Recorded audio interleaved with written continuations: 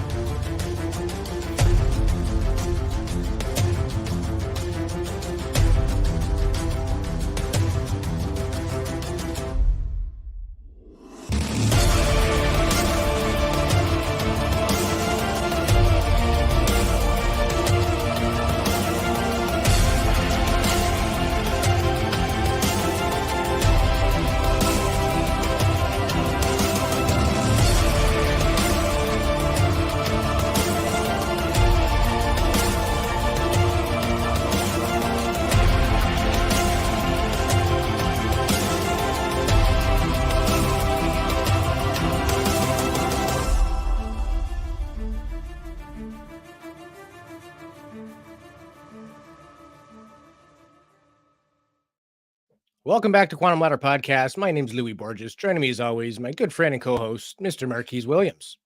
What's up? What's up, Louis? This is going to be another one of those awesome episodes. One of my many favorites because I've been thinking about this as well for many, many years. It's one of the things we love about this podcast, man. We talk about all these topics that we've thought about these ideas, but now we get to really dig into the research and then share them with people, kind of like I've always wanted to do personally. So this is just going to be awesome. I'm excited. Yeah, and our topic selection is based on us thinking like the viewer, like, why would we care about this? Is this worth an hour and a half of my time? Like, is there enough meat there to really make an episode out of it? But essentially, we focus on things that make you feel good, make you feel better, improve your health, give you things to watch out for.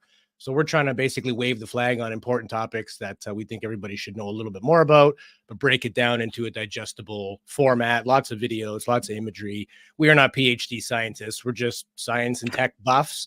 We're really deep into a lot of these topics and we think they're cool. So if you're like us and you think this stuff's cool, then you're on the right channel. So thank you, everybody out there listening right now in the world of YouTube, Spotify, Apple Podcast, and the UNX network. If you're on Apple or the radio side of the UNX network listening and you want to see the images, just head on over to YouTube and search for Quantum Ladder Podcast and you can see the full presentation. So it's going to be a deep dive today. And again, as always, we are proud to say that Quantum Ladder Podcast is sponsored by our good friends at H2 Water Expert. For all your water filtration and hydrogen therapy needs, check out h2waterexpert.com. Marquise, you got your water there, brother? You got your water? Are you kidding me? I have my water on deck all day, every day. 4 liters a day, everybody. 4 liters a day of proper purified water, and definitely look into hydrogen therapy. It's not enough to just drink water. We're experiencing health benefits. We're not selling these things. We're just using them and they work great. We love it. So check out h2waterexpert.com. There's lots of information there. It's not just a place to buy these products. It's a lot of information, education. Why is this important? I mean, the Japanese have been practicing with hydrogen for 30 plus years.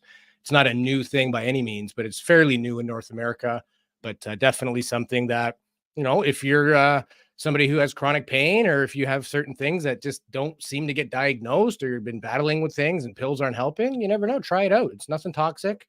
It could improve your health, and we highly recommend it. So with today's episode, we're going to talk about the brainwave entrainment. When Marquise first mentioned this to me, it didn't click what exactly he was talking about. I'm like, what the hell are you talking about? And then my wife was like, oh yeah, like binaural beats, like those cool sounds that you play when you're like going to sleep or meditating. And it's a lot more than just that. So we have everything to explain what we're talking about, break it all down. And I've got a little intro video here just talking about frequency, vibration, whether you believe in that sort of thing or not. Those that do live by it, that, it impacts your everyday life, how you feel, your level of happiness, your level of health, your ability to heal yourself in some settings. All of that is possible when you get to certain levels of vibration, self-induced or external stimuli applied. So let's get started here on vibration and frequency as far as it relates to our health and happiness. Nikola Tesla said, if you want to find the secrets of the universe, you need to think in terms of energy, frequency, and vibration. Our brain pulsates with electromagnetic energy affected by our emotions, our health, and our general state of well-being. If an energetic force is struck at the same resonant frequency as another object in a vicinity, the vibrations will cause the second object to begin vibrating. In terms of how you experience the world, the energy and vibration you give off is met and reflected back. We can feel this on an emotional level when we say that somebody's on our wavelength or we feel in tune with a personal situation. Why is this important? Well, if your internal vibration is one of anxiety, depression, anger, the life experience that you have may very well provide you with people and situations that reflect this back at you, thereby reinforcing the feeling and so creating a circuitous negative experience of life. It's a bit like tuning into different radio waves. Depending on what frequency you emit, will decide on what station you pick up. What is clear from modern research, sound can at the very least affect matter. In the 18th century, Ernest Chladni put sand onto a glass plate and vibrated it with a violin. The sand was pulled into creative and beautiful symmetric patterns. This work has been continued with the invention of the cymoscope by John Reed, who uses water as a surface membrane in which to imprint sound and create a digital representation of sound and vibration.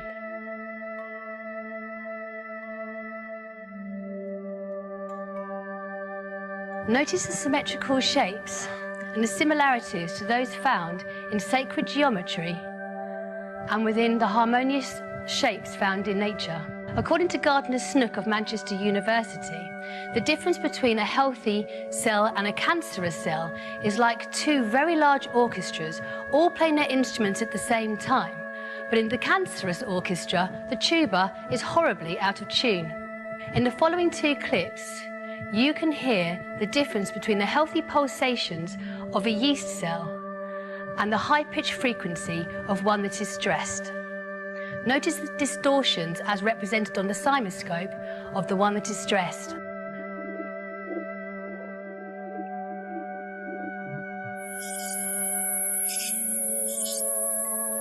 Through the latest experiments using microcymatics, it has been suggested that through the principle of entrainment, whereby a more powerful frequency causes a weaker frequency to synchronize with it, we can excite the membrane of a cell into coherent geometrical patterns. Therefore, if we direct harmonious sound towards our bodies, we are able to bring our cells into their own optimum frequency. Not only do we vibrate on a cellular level, our consciousness, our thoughts and emotions all have their own energetic imprint. So where do I begin with this one, right?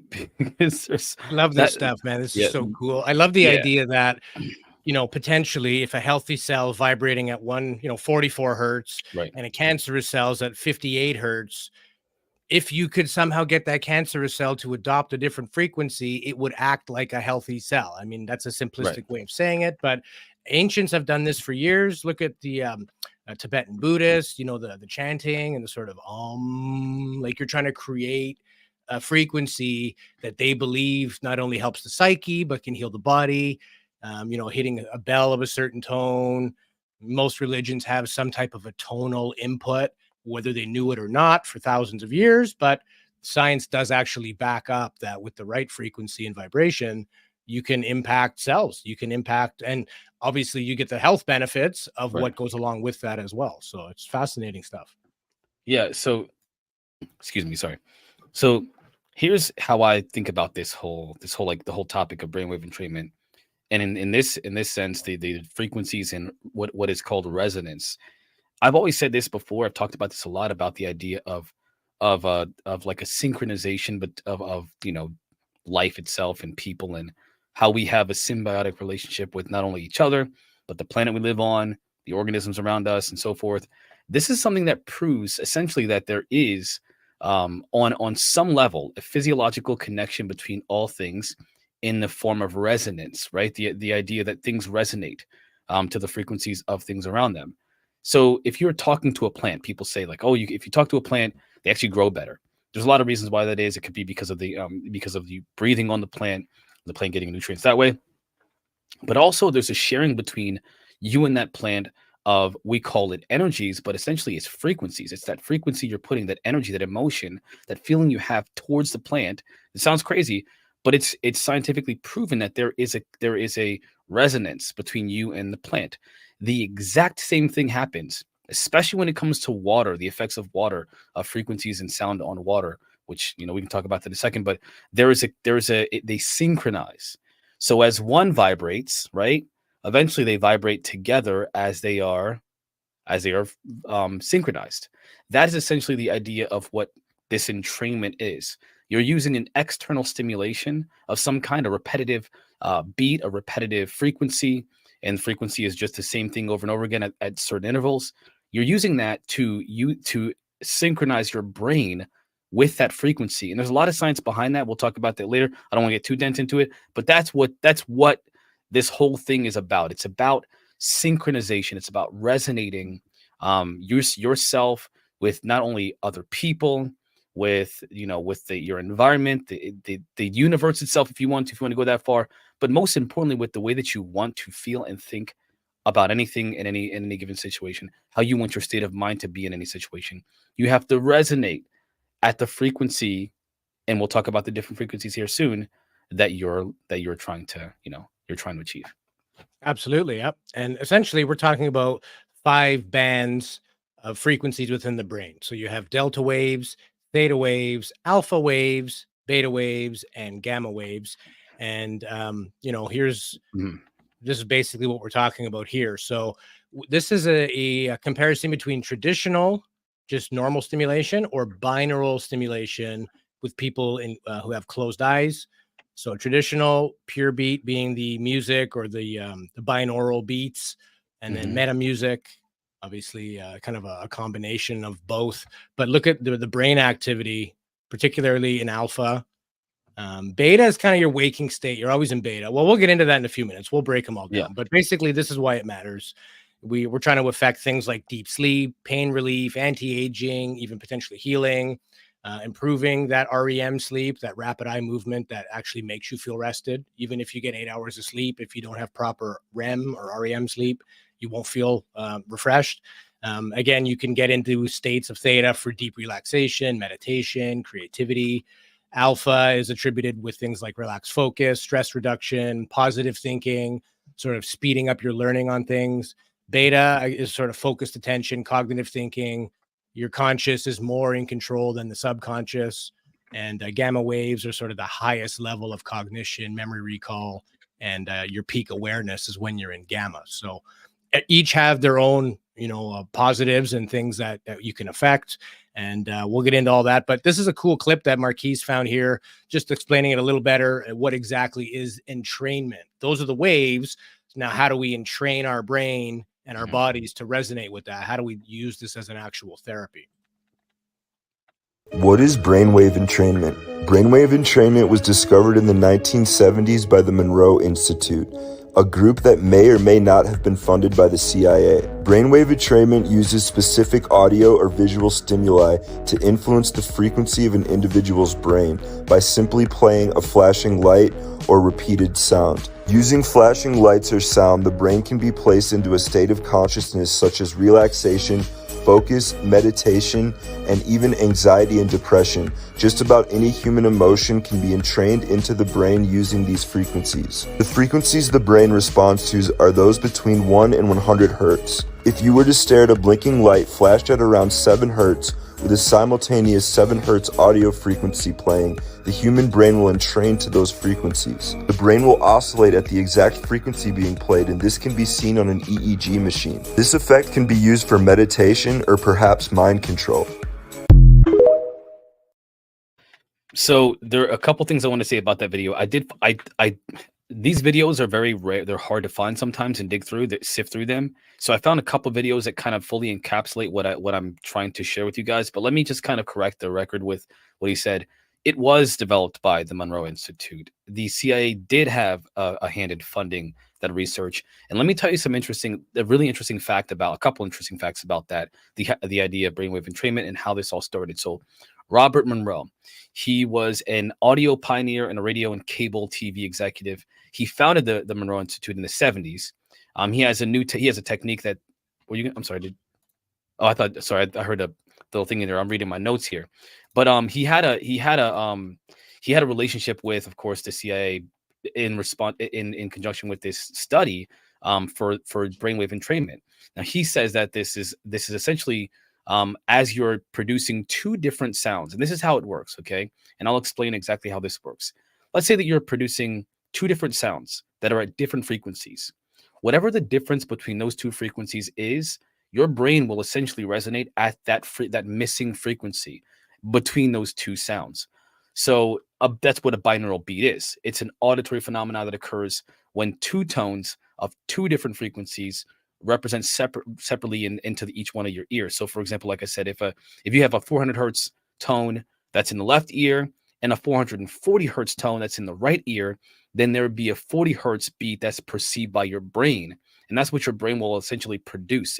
It's inside of your head. It literally produces inside of your head. And it's crazy because that's how you can achieve those different altered states of consciousness, or those brainwave frequencies, the alpha, or the beta, the alpha, the theta, the delta, and the gamma. And we'll talk more about as we go along what each one of these brainwave frequencies, what they are and what they actually do, and how they affect your mood, your perception, your abilities. This is some seriously crazy stuff. But what really gets me, and maybe we'll get into the conspiracy stuff later on, or in the Patreon, but is the fact that Robert Monroe was an audio pioneer and a radio and cable TV executive. You think this is why I tell people, like, watch what you watch and pay attention to what you listen to, because the audio technicians will say this too as well. They understand this binaural beat technology, how these frequencies can affect people's mood. They can affect your perception. They can affect how you process information, right? How you feel, how you think. They can literally manipulate how you perceive and receive and process information, how you assimilate it. So again, we'll get into that stuff later possibly, but let's focus on the benefits for now. The good stuff we're going to talk about here with each one of the brainwave frequencies. Well, I mean, the good news is, whether it's, from the conspiracy end of there's frequencies coming through the TV, or whether it's just the stresses of everyday life that have got your brain a little off, the good news is it can be repaired. You can resync it easily. And like the definition of brainwave entrainment is, it's a technique that aims to synchronize brainwave functions or brainwave frequencies to external stimuli. It wants to pair up. It wants to go the same. The most widely practiced use is auditory, sounds in your ears. There's three types. There's monaural, where you're just getting one sound in one ear. Binaural, where you have one in each ear. Typically, they're different as well. It's not always the same. And then you have a type of sound called isochronic, which is, rather than a long tone or frequency, it's separated by little gaps. It's more choppy. It's kind of like Morse code. And another way of doing it is with lights, but warning to anybody with epilepsy or who's sensitive to flashing lights, it can cause an epileptic seizure, because what your brain will do is it's like if you see a strobe light at a nightclub, it's like that, only maybe not at that speed. And in fact, I watched a video clip last night. They was talking about, they were trying to develop different types of non-lethal ways for police to crowd manage, right? Like even rubber bullets kill people. Oh, man. All that. The government spent $1 million trying to develop a light that you would shine at somebody, and it would like disorient them and make them dizzy and start puking and all that stuff. And some Nikola lady Tesla. actually made one for like $300. She went and bought a massive spotlight LED, hooked it up to some kind of a pulse control, and put a fan to keep it cool. And it'll effectively make you sick in your tracks with the type of flashing, the intensity. And so there's no sort of joke about the fact that certain things can affect real change in how you feel, but you can use that in a positive as well. Yes, it can be used for nefarious things, which I'm sure there are patents that exist, but we're talking more about spiritual enlightenment, helping your body, helping you get out of that, less desirable brainwave state, do some of these therapies and exercises and see if you make a difference. And there's one here, Marquise, on sort of why this is important. I think you sent me this clip here. So let's take a look at why we think and why this gentleman thinks this is all important. So what is brainwave entrainment? Why is it so important for you to learn about it and employ it in your life? And how can you do it through the use of frequencies? Well, brainwave entrainment is another word for it is also called hemispheric synchronization, or hemisync. And there were studies done by the Stanford Research Institute and the CIA. In 2012, there were some released documents by the CIA that showed that they were doing some really deep and crazy research that all had to do with frequencies, brainwave entrainment, and all the wild things that they were able to accomplish with it. And the Stanford Research Institute was right in the middle of it. And so essentially what it is it's based on what's called, or it is, I should say rather, it is made possible by what is called the FFR phenomenon, or the frequency following response phenomenon. And what that phenomenon is essentially is that whenever our brain hears in its environment a dominant frequency, and that can be a beat. It can be a beat in a song. It can be someone tapping.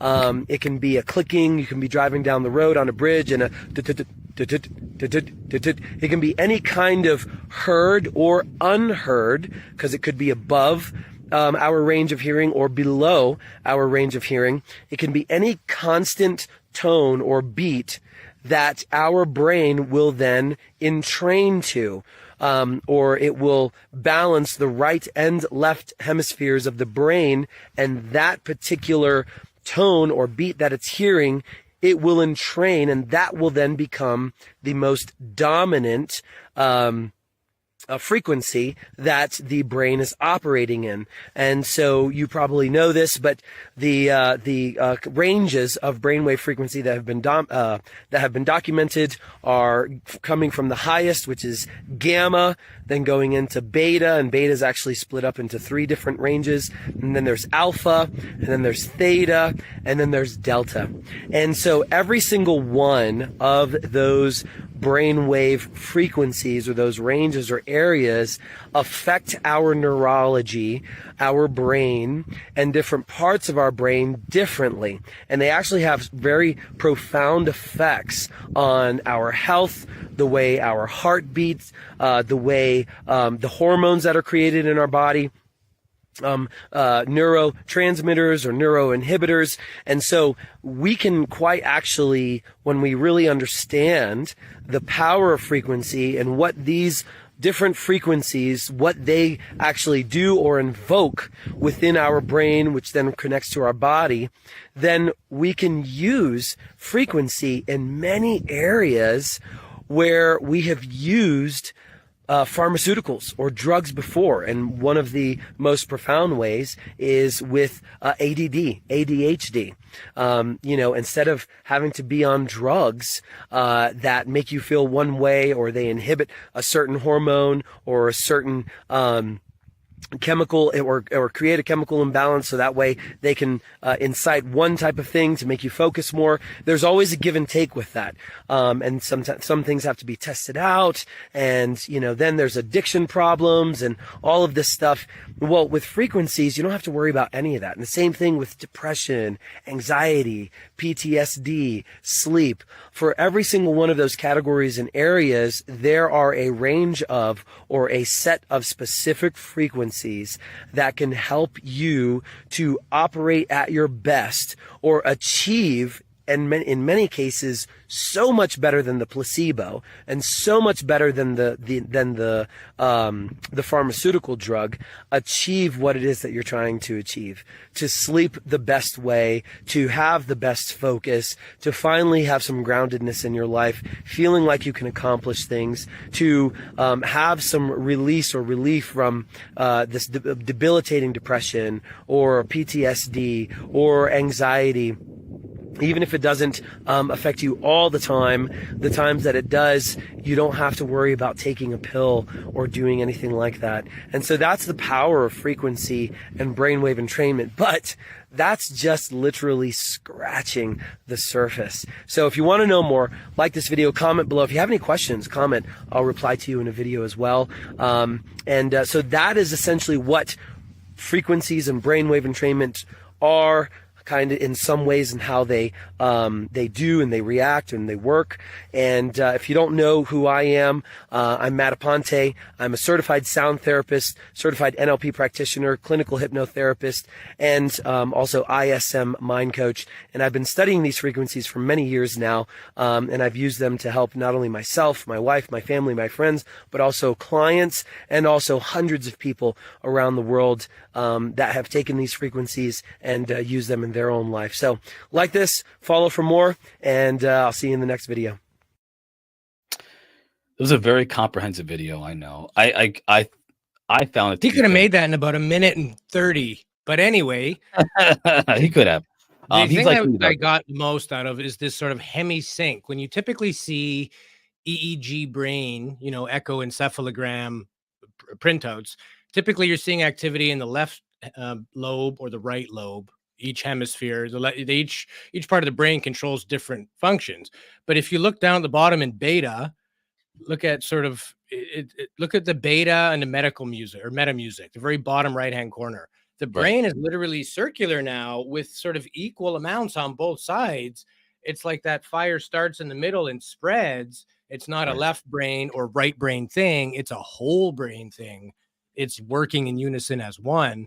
And that's something that's unique. Even with, when you put somebody on one of those EEGs, you can, stimulate a finger or smell, olfactory, and you'll see different parts of the brain will fire, right? The visual, the sound, something like this. It's all in one. So, I mean, it could incite visions. You could literally have like an out of body LSD type experience without any drugs with the right frequencies, because it will affect your frontal cortex, right? So.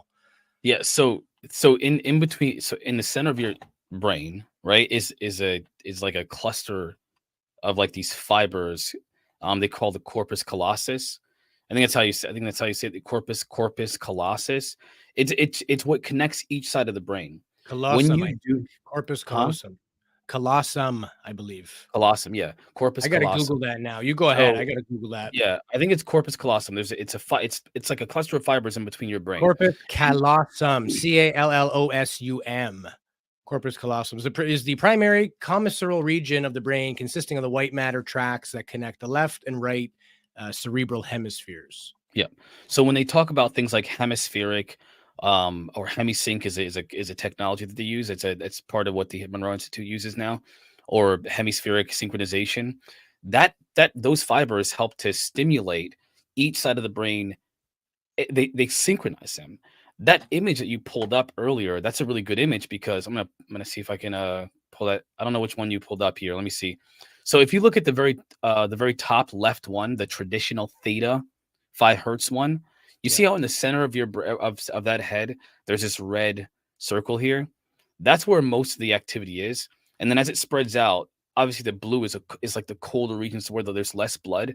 But as you're stimulating the brain with those frequencies, right, you're producing what's called hemispheric synchronization.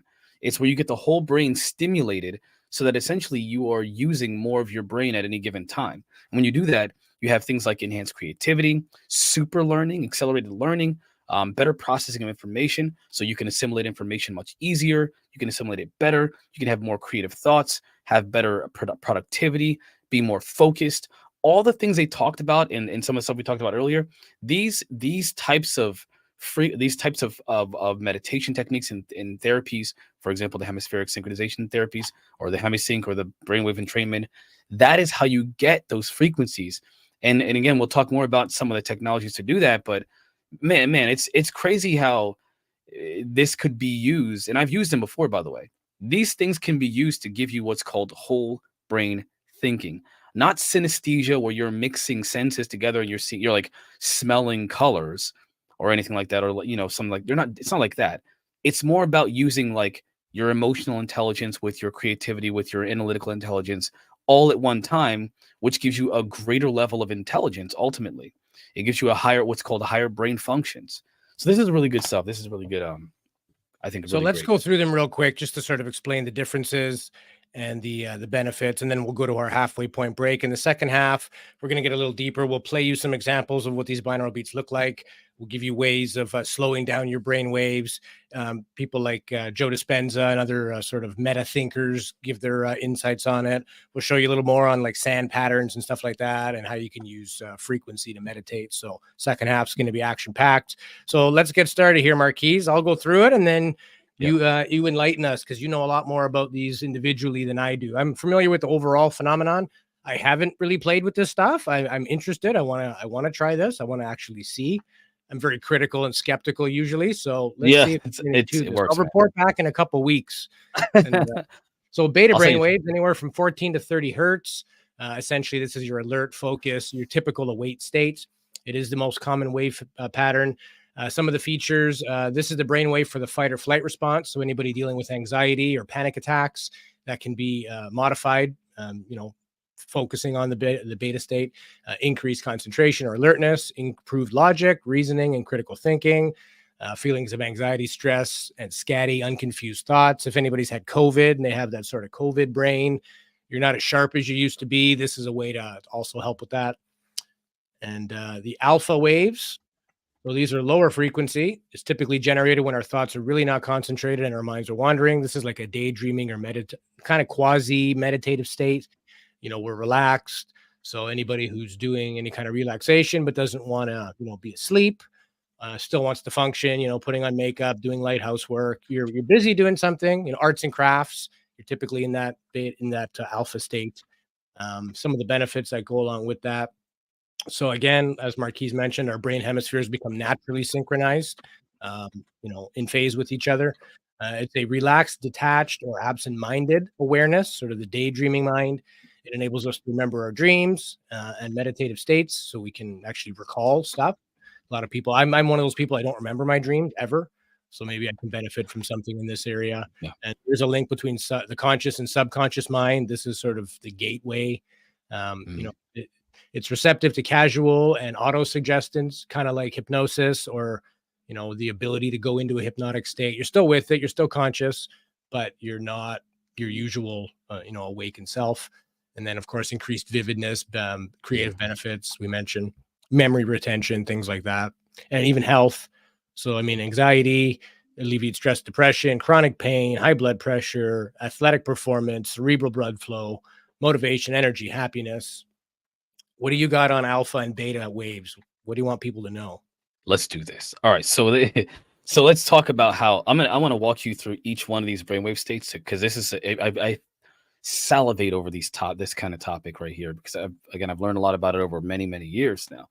So here's how beta.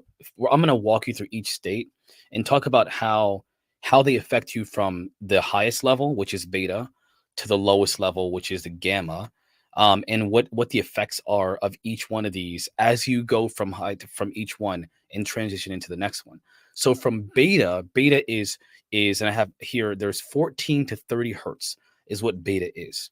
So that's whenever you're, for example, you are at the 30 level, the 30 hertz, you're probably stressed out. You're having anxiety, you're stressed, you're not in a very positive state of mind. You're probably experiencing, whether it be depression or anxiety or anything like that's where the high end of the 30 hertz of the beta is. However, beta is not a bad state of mind, because on the lower end, as you get lower to the 14 hertz, you get into more of a like an athletic type of mindset. You're working, you're focused, you're in the zone, so to speak, but in a way that is not just fight or flight, but is productive. Now, as you transition into the alpha, you get from the 14 to the 8 hertz. At 14 hertz, it's almost all beneficial because now you're slipping into a more calm, focused, super learning, as they say, state of mind. You're more alert. You're not stressed out. You're calm. You're more receptive to information, to being perceptive of your environment, your immediate environment, and so forth. This is a really good state to be in. There's a lot of programs throughout the years that have tried to help people get into what's called the alpha state, because that's what's called the ideal state for super learning. And then there's the theta. Theta is 8 to 4 hertz. And at theta, this is where you're getting into, like you talked about earlier, you have a hard time remembering your dreams. And I'm going to tell you why it's happening this way. So, at least as far as I understand it. So anybody in the chat that's like a neuroscientist or a freaking, correct me if I'm wrong. Or if you do the research and you can correct me, by all means, the chat is there for you. But at theta is where you're in a creative state of mind. So you're drifting off into either a meditative state, which is probably the higher end. You're not necessarily sleeping. You're meditative. You're quiet. You're calm. Maybe your eyes are closed. You're drifting off into a meditative or further down into the 4 hertz sleep state. This is where creativity happens. So you ever fall asleep, and as you're falling asleep, you're like, oh my gosh, I just thought of a great idea about whatever thing that I wanted to do. Or you know what? What if I did this thing? Or man, I've got a great business idea. That's theta. That's where it happens all the time. As we're falling asleep, we tend to have these moments of inspiration and insight, because now we're very That's why they say keep a pen and a pad of paper beside your bed, because you'll get these little blips of inspiration if you're paying attention to that. And you might not remember that in the morning, right? So if you get some, like comedians do that all the time, they'll think of something funny in a dream, they wake up and jot it down for the next day. It's legit, man. And honestly, like, you don't think about you don't even think about brainwave states, but you also don't think about how, like, why these feelings happen, why these same things happen. We just go through life. It isn't until these conversations happen that we really think about, like, how we can really pay attention to what is a process of these altered states of mind, and can we control them? And the answer is yes, but we'll get into that. So the next state, as you're getting into sleep, you'll stay in theta state, okay? But as you go down to the lower hertz, the 4 hertz to 0.5 hertz, you get into what's called REM, rapid eye movement, dreamless sleep. You're probably not actually dreaming about anything per se, but you're in a rejuvenative state. You can regenerate. This is where you're actually getting real restorative health benefits from these states. Your body produces hormones, growth hormones, that help you restore and heal and get energy for the next day. But here's the thing about sleeping. The thing about sleeping, as far as I understand it, again, correct me if I'm wrong, chat, is that when you fall asleep, you don't stay in any one state. You're shifting between states all night long. And here's what's even more interesting. As you fall asleep, okay, if you can maintain some of each one of these, like as you're fluctuating or oscillating between these states, if you can retain, for example, an alpha state as you're going down and still stay somewhat conscious, this is how you lucid dream. So the idea is that you kind of have to hypnotize yourself or use mantras or some kind of a repetitive talking technique, which is another way to entrain your brain into a whatever state of mind you want as well. You do this to where you can stay conscious and then drift off into each state, but still be conscious enough to experience what you're experiencing, to be aware of your experience. And awareness is key. Awareness is the key to all of this. And as you drift off into delta, you're less aware, but that's where, like, you can get that restorative energy. So when you dream, you're in theta, and as you're going into delta, you're leaving that dream. So what will happen is you'll dream in pieces or chunks, and it's not sequential. You may dream the end of your dream at the beginning or in the middle, and a mixture of any different one. And when you wake up, your brain actually organizes it together to create a picture or a visual, if you will, a memory of a fluid, continuous dream. But it's not one, it's not continuous, it's not fluid, it's fractured. And you're just putting it all together in your mind. Your mind's putting it together for you. And again, there really is a way for you to get into the state. And then there's a really, really important state. And before you go to gamma, I just want to focus on the slide here on the delta. So you mentioned this being a restorative state. So 0.1 to 3.5 hertz is beneficial for the body in terms of releasing anti-aging hormones, including melatonin, which we naturally produce. A lot of people take it to help them sleep. Turn the lights off. DHEA, human growth hormone, HGH. So if you're an athlete, bodybuilder, recovery is huge. And it is another anti-aging hormone that it sort of increases when delta is when you're in the delta state. It also maintains skin, bone density, cartilage in the joints. I mean, this is something that could prevent your body from decaying prematurely. It could actually help your physical health just by the frequency that your brain is oscillating at. And this makes me think we need to do an episode on sleep and how important that is, because it's So here's your gamma. Tell us about gamma. This is the Zen mind. This is the gamma big stuff. Gamma is unique, and to me it's weird because it's at 4. So the hertz so here's the crazy thing about gamma.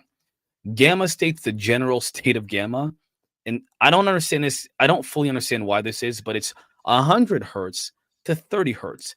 It's kind of a unique one, because it's not, as you can tell, we're going from 30 hertz all the way down to this 0.1 in the optimal state. In the general state, it's 0.5, but it does go all the way down to 0.1. That's not usual, but it can go that low. So the 4 hertz to 0.5 is usual, what most people experience. But here's the thing. Gamma is higher than all of them. Now, here's the crazy thing about gamma. Gamma is like the super, frequency, so to speak. And this is just my own word for it. No, you're not going to turn into the Incredible Hulk. We're not talking about those kind of gamma rays. But like, because the Hulk is, he got that way from gamma rays, gamma radiation, not from gamma frequencies. So people say they hear gamma, they think, oh, that's the Hulk. No, we're talking about frequencies, not radiation. But anyway, this is where you're hyper aware. You have like this, you can develop things like what seem like extrasensory perception, again, higher level thinking. So you have these very high level cognitive functions, high level creativity and problem solving. These are in like, you're in a reduced stress level. You have better emotional healing, and they call it the peak performance state of mind. There's not a lot of training programs that talk about gamma, so training in terms of meditation that talk about gamma, but gamma is a unique one, at least in my opinion. Gamma it's not necessarily one that you would always be seeking for. It's one that you really have to really try or practice over a long period of time to try to produce consciously. It's not a very easy one to produce, frequency to produce. Yeah. And in the second half, we're going to get into ways of slowing down your brain waves, how you can manipulate this. Now that we know the benefits of each particular wave, how do we use this to improve our lives? What do some devices look like, and other apps and things like that can help you with that.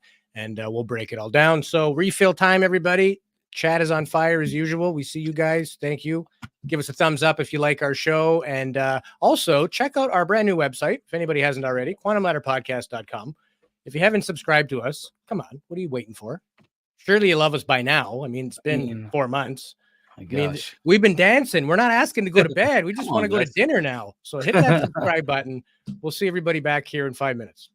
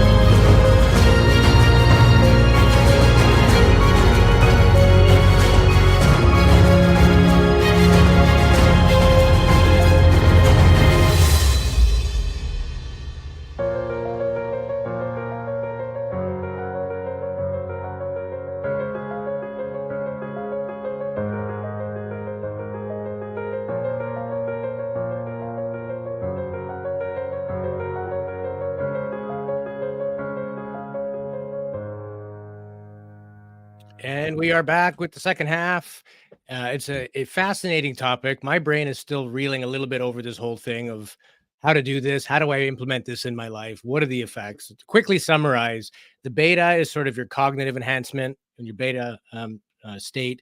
For stress reduction, you want to focus on theta and alpha. Also for meditation and mindfulness, alpha and theta is important. Sleep improvement would be more in the data realm or delta realm, sorry. And then pain management is any of the above. You can have benefits from all of those. And let's talk about slowing down your brainwaves. How can you do this without external stimuli? Those that are good at meditating or who'd like to become good at this is sort of what you do in that practice, subconsciously or not. You don't even realize it. But this is our friend Joe Dispenza on slowing down brainwaves. And then once you can slow your brainwaves down and you're more suggestible to what you're thinking, now you can reprogram. You can't do it with your conscious mind. You can say, I'm healthy, I'm healthy, I'm wealthy, I'm wealthy, I'm unlimited, I'm unlimited, I'm happy, I'm happy, I'm whole, I'm whole. And your body's saying, no, you're not, dude. You're miserable. You're unhappy. That thought never makes it past the brainstem to reach the body, right? So basically, you can't just manifest your life as much as you think, right? There's more to it than just, wishing yourself wealth or health or wellness, things like that. You have to get into those deeper states because the conscious mind is interfering. It's always giving you that loud noise and that distraction, and it's sort of turning that off. You don't want to turn completely off.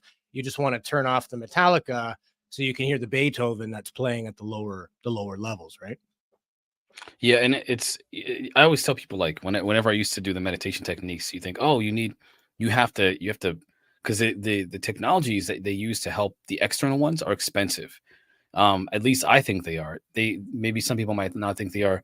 They're over like $100 for some of these technologies. Oh, like $1,000. $1,000. There's an app out there called Brain Tap, and it's got a binaural headset with visual, I believe, and it's $1,000. So the one that the solution, we'll talk more about the specific solutions, was called HoloSync. I'll tell you more about that later. There are levels. There's like the introductory level. There's the purification. There's all this. There's like a different set of levels. I can't remember all the levels specifically, but each level takes your brain into a different state and tries to keep you there consciously.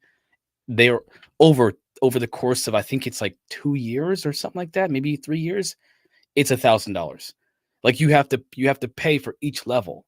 And they start at like $200 or something. I don't know, $100, $200. It's like anything in the health and wellness world, right? Like there is an initial investment. Some products are very good. Some products are a total scam. So definitely do your due diligence. And again, we're not giving anybody medical advice. Chat with your physician first before you start any kind of medical regimen. Make sure you are well versed in it.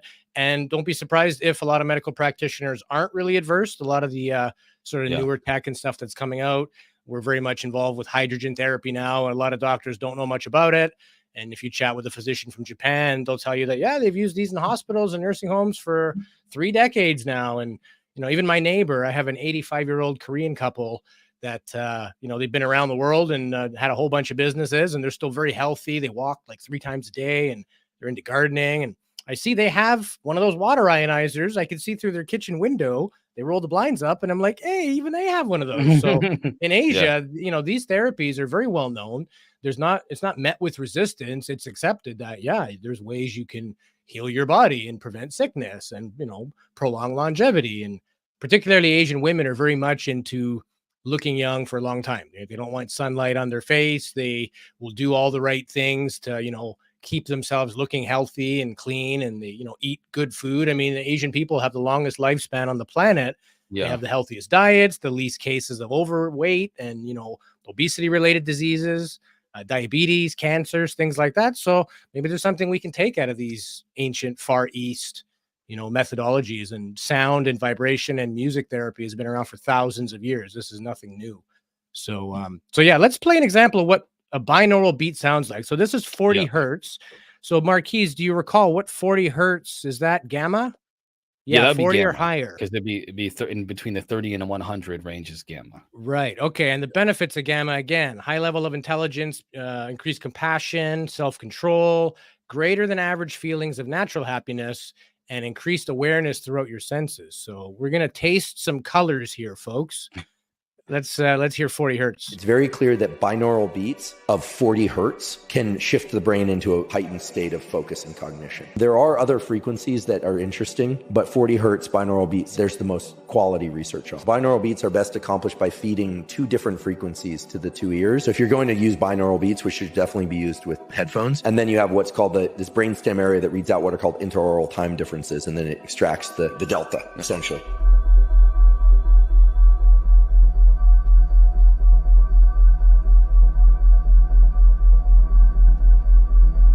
The pharmacology around this is pretty interesting. Things that tickle the dopamine pathway and the acetylcholine pathway, they work.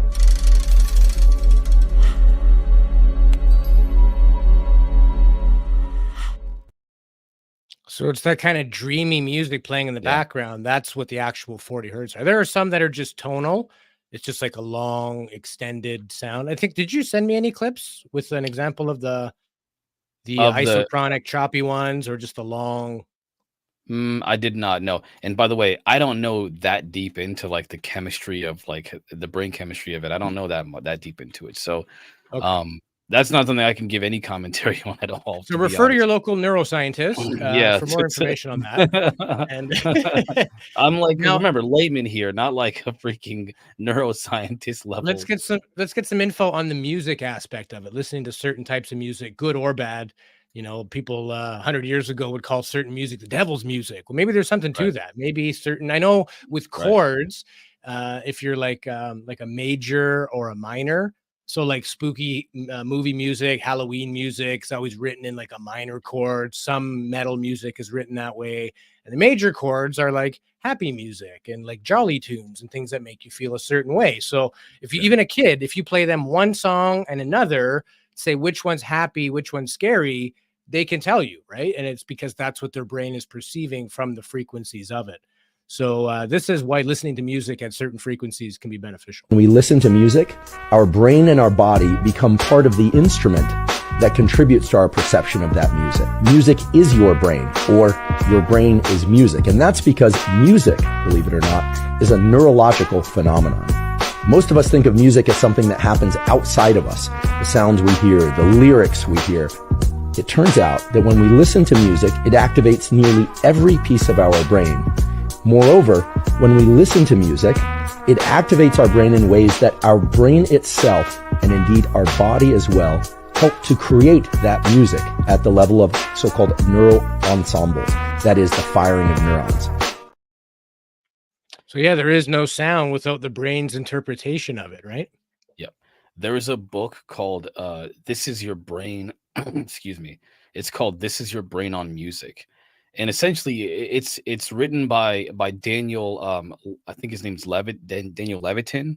I have to Google that name here in a second. But he talks about essentially how that neuroscientific, the neuroscience behind music and how your brain responds to music, and how it's how it affects your mood, it affects your intelligence, and also it affects like your focus and memory and all kinds of different things. Language. How well you develop language. It's why they have this. There's a guy named, oh my gosh, I can't think of his name, Paul Sheely, and he works with someone who developed an audio program called the Mozart Effect.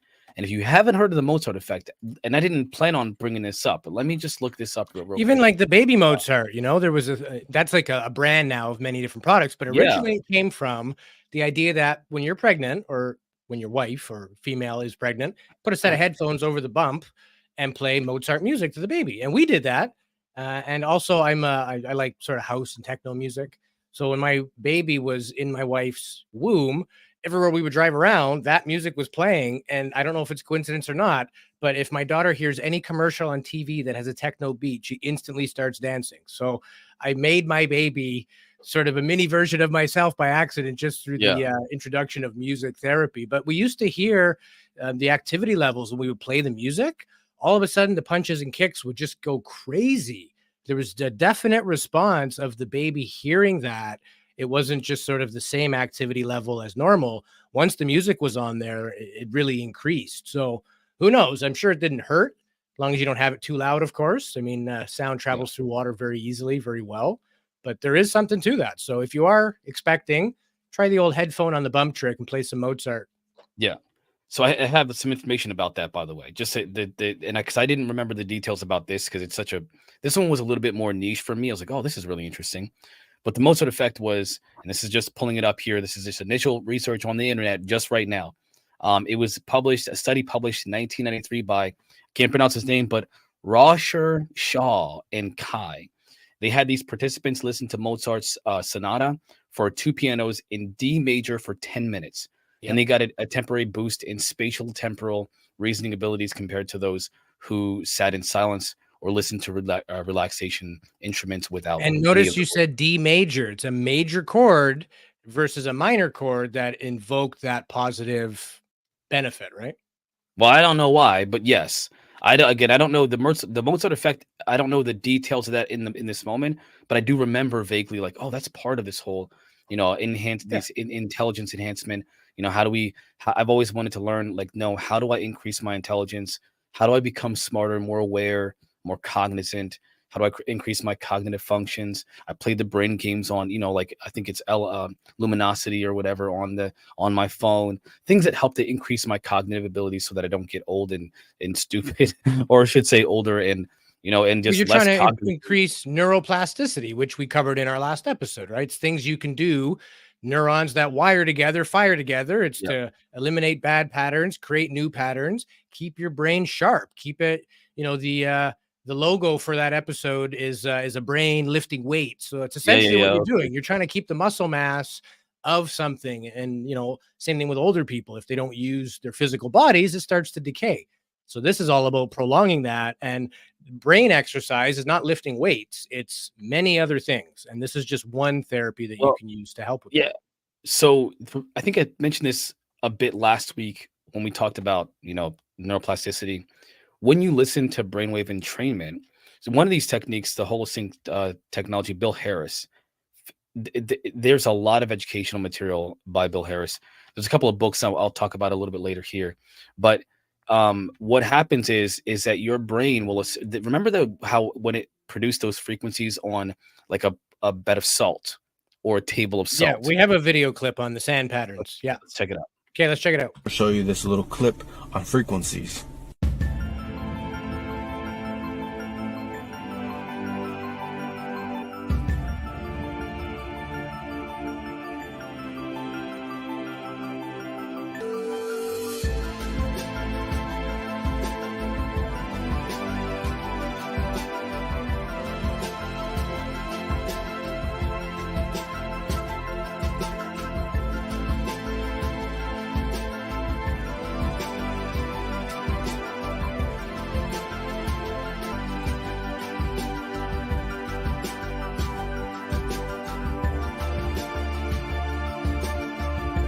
We can use binaural beats. We can use holosync meditation that syncs our brain hemispheres together.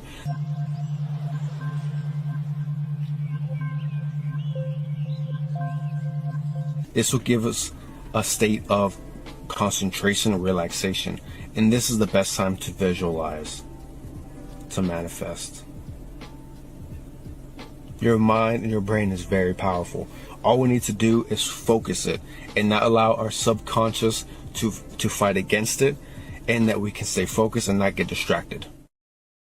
Now that's important. What he said was really important because resistance, right? The only thing about developing these or kind of building these states of mind and being able to produce them on your own at will is resistance.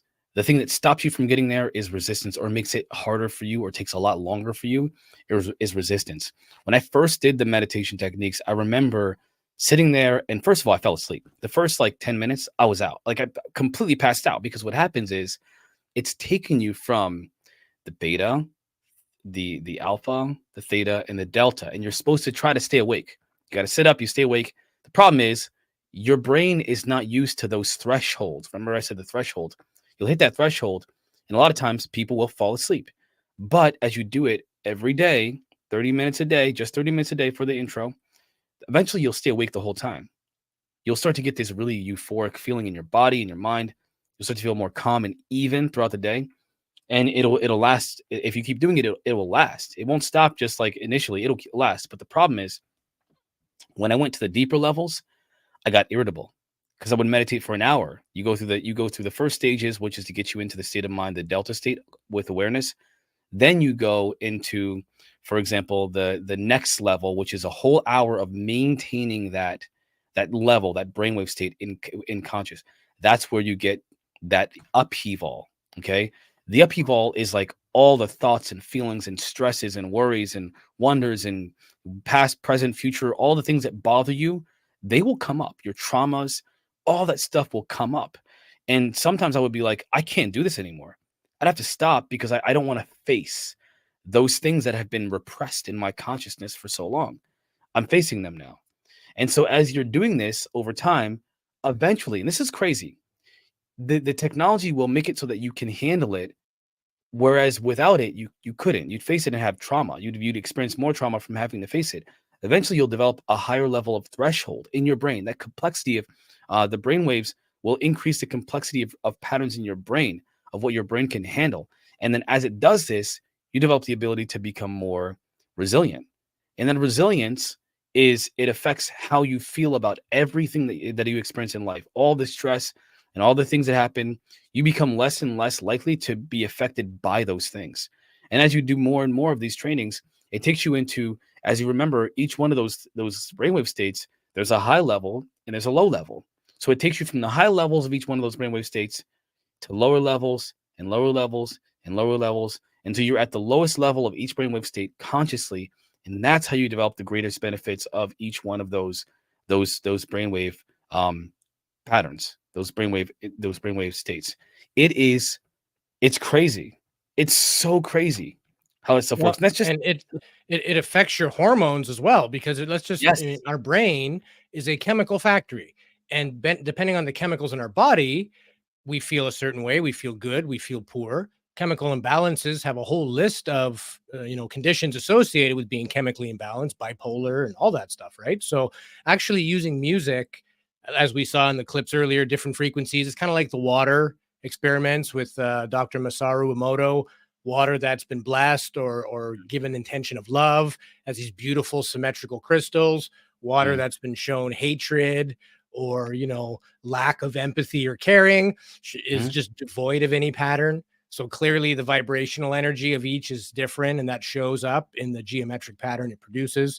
So this is all real stuff, and science does back it all up. And to go back to the point on music before we get into how we use frequencies in meditation and devices, let's check out how music affects our hormones. Is that when you listen to music, not only are you hearing that music, but your body, that is your neurons and indeed your hormones as well, things like oxytocin and some other hormones in your brain and body that we'll discuss, are contributing to a symphony of emotion from within your body and brain.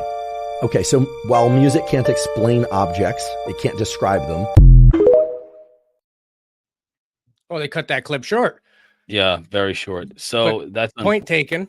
Yeah, that was unfortunate. Sorry about that, everybody. I didn't know it wasn't supposed to die. Oh, there's another one. It goes in conjunction with that one. They should be kind of back to back. Actually, let me see. I think we played the other one. Oh, okay. Another Huber. Oh, man. We've covered that. So what's okay? We'll jump into now using frequency to meditate. So now this is putting this all into practice as we come around third base here. Did you know that you can use frequencies to explore altered states of consciousness and to enter profoundly deep meditations?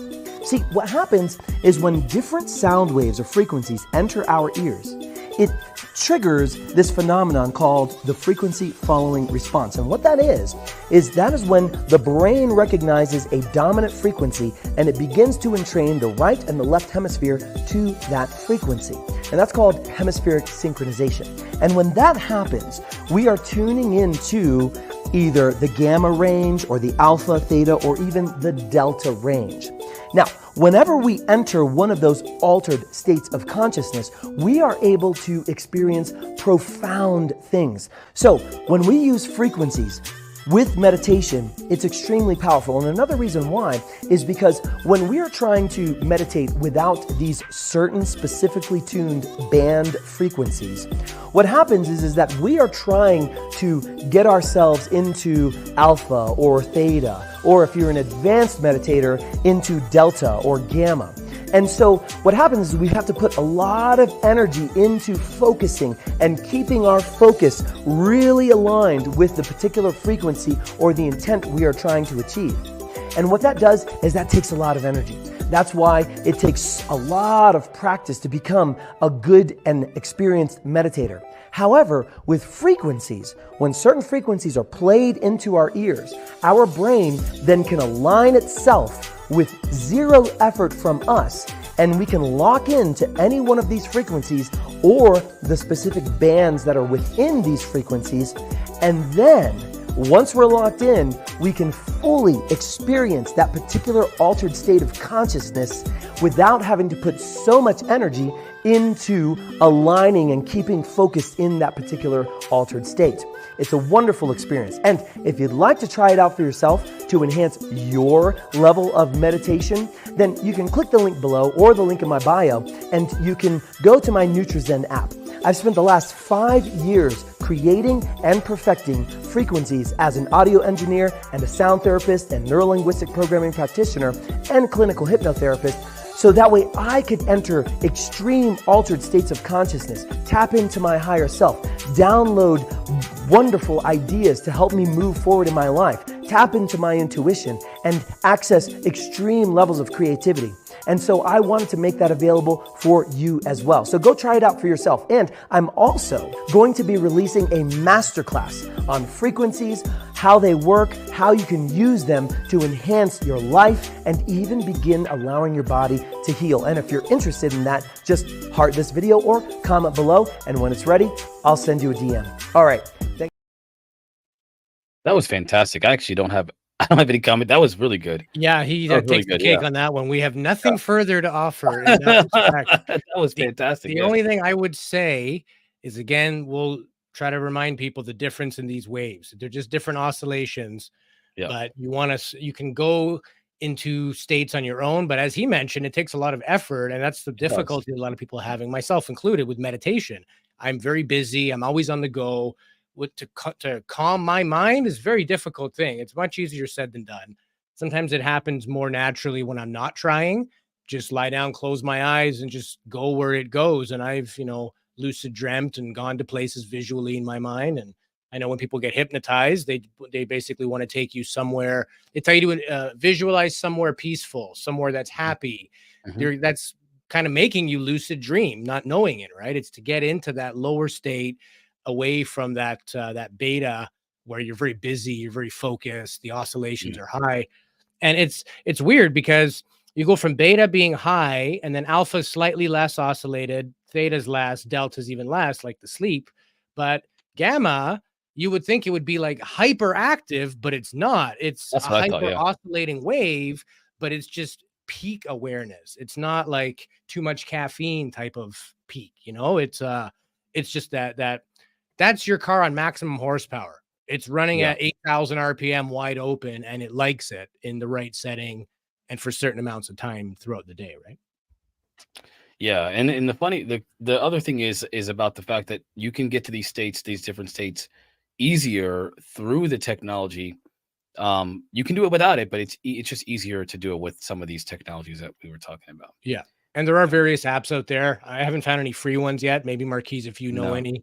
Well, Everyone I found is a I paid service, but I actually I voiced a meditation app, but I have to go through my whole my portfolio to find out it's been like a year or two since I did that voiceover. I don't remember what the name of the app was, to be honest with you. But I was did it a voiceover using for that. specifically the different frequencies? Was it It was using binaural beats, brainwave Binaural. entrainment, meditation, affirmations, things like that.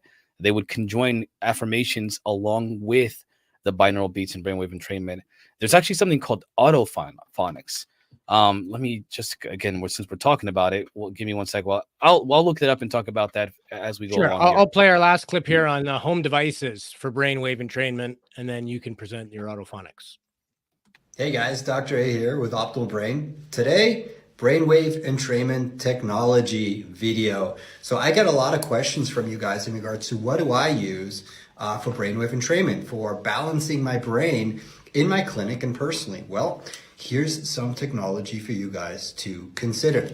So the first thing that I have here, and we sell this to our patients, is a device that allows me through visual input, and I don't have the earbuds in, but also isochronic tones and binaural beats to drive my left hemisphere, my right hemisphere, and to bring the brain into a very specific balance. So this right now will be more of a focus kind of thing. I actually will use this a lot when I'm working away, and it's nice because this device is one of the only few brainwave entrainment devices that uses eyes open glasses. So with very specific frequency patterns visually and auditory, your brain will start to match that and move into a hopefully improved state. The next thing will be maybe something like a brain tap, similar to that, but there's no eyes open option with this. So again, we have, the overall, we have some light therapy, and then you have lights right here. Again, isochronic tones, binaural beats, and vision. Now, the cool thing with these kind of things is that when you use auditory and vision, you can actually drive about over 60%, up to 80% of the brain and make changes. So if you want to improve your sleep, if you want to have something that's very calming, or move into just a gentle meditative state, or maybe even just some focus, or we're working against Alzheimer's and some cognitive decline and dementia, so then more of a faster brainwave gamma, you can work against that with these technologies. Something else to consider would be a neorhythm. Neorhythm is a pulsed electromagnetic frequency band. Again, will oscillate at a very specific, very gentle magnetic field, and this magnetic field will then bring the brain to start to match that oscillation as well. So you can use this for energy, for sleep, and anything in between. Then there's just more simple kind of elements where we just use glasses. These glasses now actually have diodes that we can program for a very specific type of presentation. This would be more of a right brain push with the blue glasses in the left hemispheric field, which will drive the right hemisphere. So we utilize things like this, a little bit lower tech. And then of course you could just use, for example, blue glasses. So things like that. So hopefully this was helpful for you guys to get some insight in some technologies that are available for you that you could use at home to improve overall brain function. If you got questions about the devices or other technologies, just shoot a question and I'll be glad to answer them. Yeah, I've seen those the glasses before.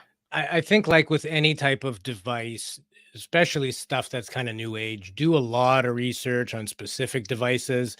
I could see that becoming snake oil real easy.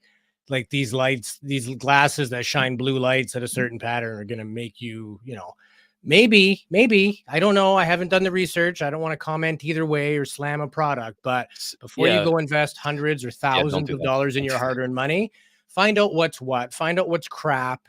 Maybe a $100 device is just that, maybe it is at the $1,000 level before you actually get any therapeutic benefits out of any of these things. So before you go spend your hard-earned money, definitely research.